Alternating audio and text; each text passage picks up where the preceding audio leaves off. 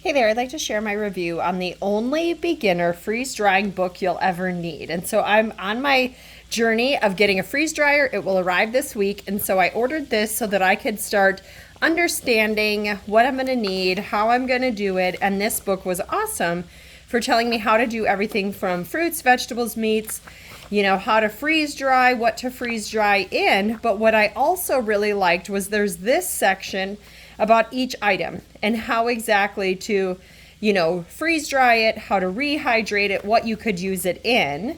And then when you get to this next part, there was actually recipes. And so this was super helpful as well. It gave me lots of ideas of things I wouldn't have thought of to actually freeze dry.